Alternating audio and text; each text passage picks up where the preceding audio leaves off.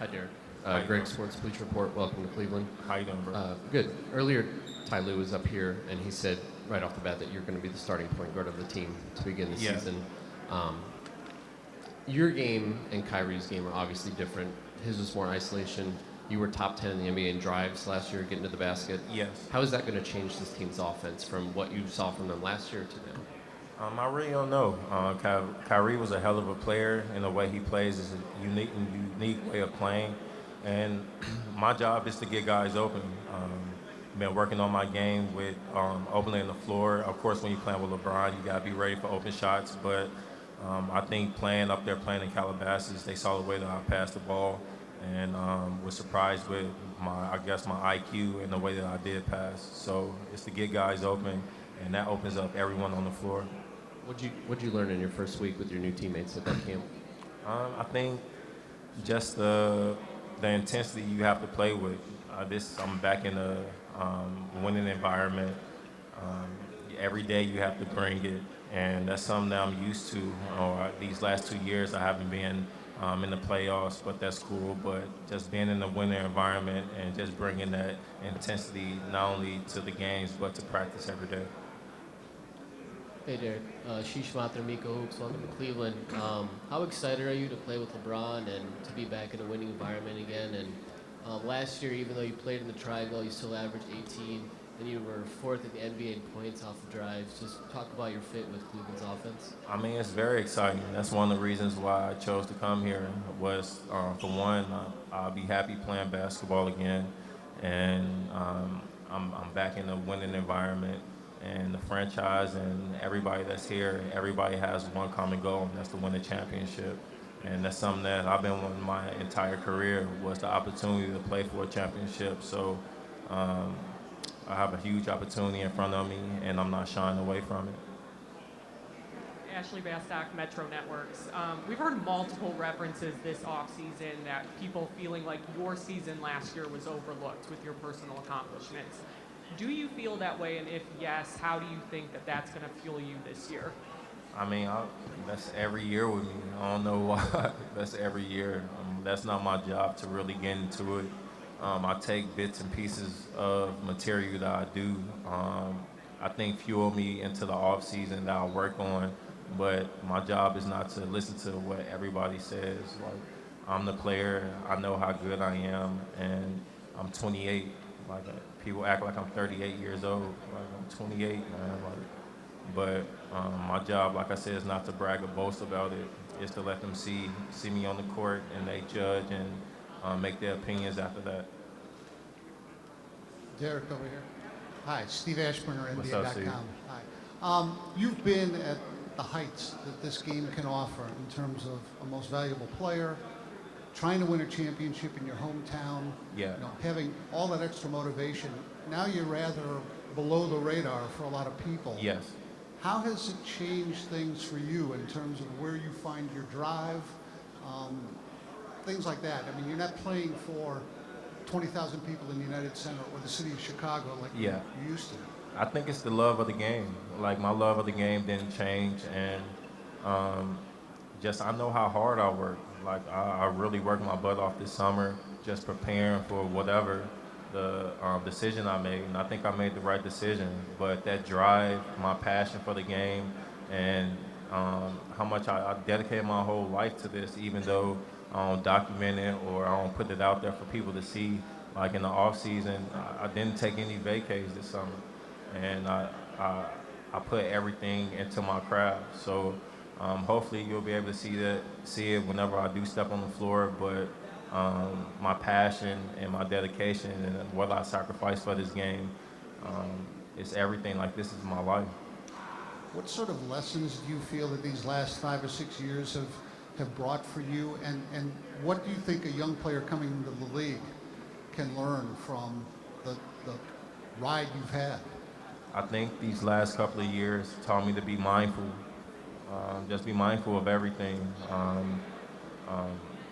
What people, I mean, yeah, just be mindful because you get caught up you get caught up into what everybody says and all this and that, but it's what you believe in, and I've always been a big believer in hard work pays off, and I'm a believer in myself. And for all the kids that's coming in, that's one of the things I will teach them. Like, forget about what the media says and forget about how what's going on, like the business side of it. As long as you're grounded and as long as you believe in yourself, everything else should follow. Jason Lloyd, The Athletic.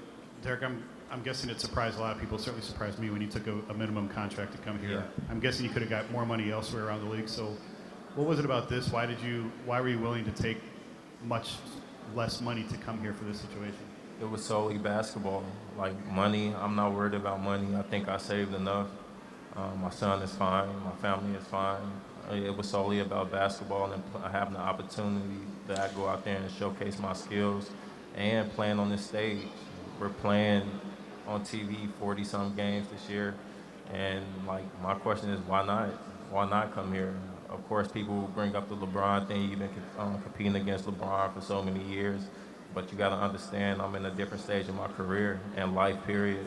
Like all that's in the past. I let that go with my injuries. Like all that's in the past. This is a new start. This is a new me, and hopefully people get that. Speaking of your health, so much of your game seems to be predicated on that. Just where are you right now, health-wise and physically? How do you feel? I feel pretty good, but I said that all the years that I did get injured.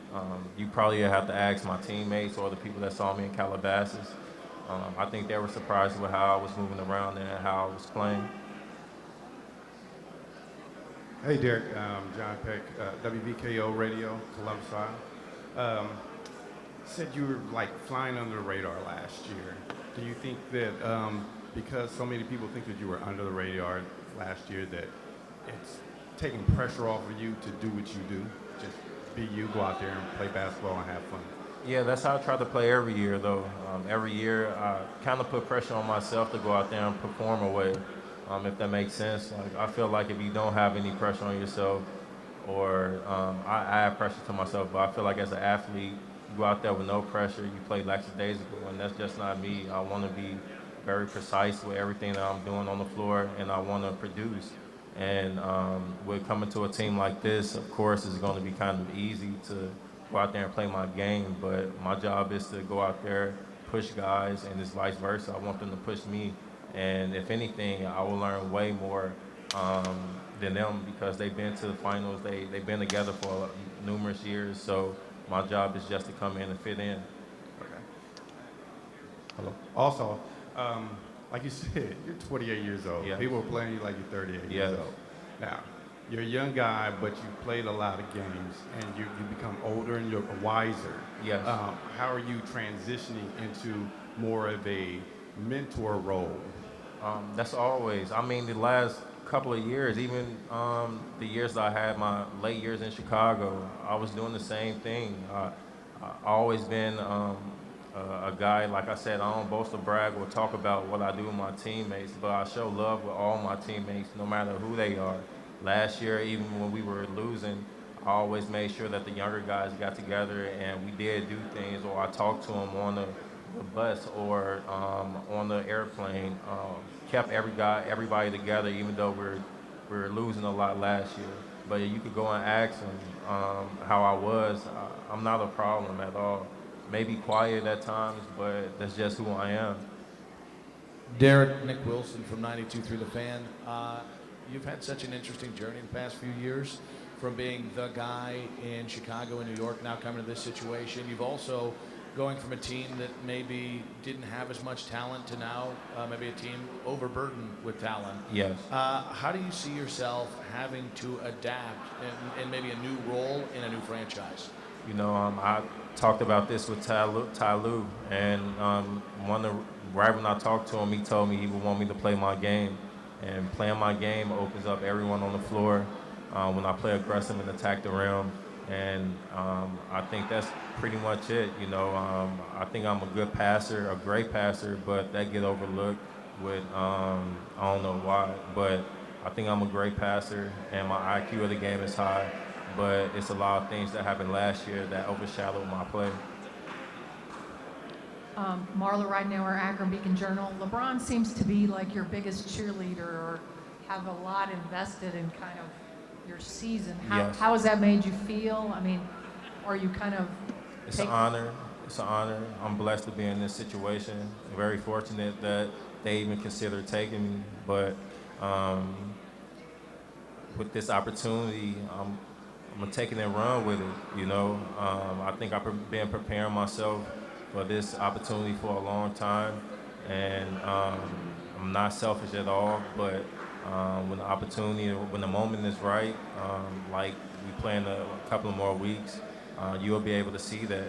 Like, and especially having LeBron, being around him, learning his tendencies, just seeing how he take care of his body, and even I know all the stuff on the court, but even off the court, how he's a businessman, learning from that aspect. So I think it's a win-win for me just coming here, to be honest.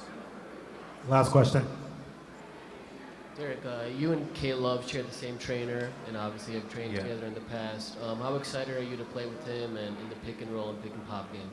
Oh yeah, K Love. I mean, I've been playing against K Love ever since high school. We had some battles in high school in Vegas. We had a big battle, but he's a competitor, and that's something that I could always respect and always did respect from him. And whenever we seen each other, it's been nothing but love. We played on the, I think, one World Championship team, Team USA, and being around him and his father, like our families know each other. And like I said, it's been nothing but love being around him. And when playing with him, he opens up the floor. His IQ of the game is high, and the way he outlets the ball with me being on the break, that's what guards dream for, like so a big like him.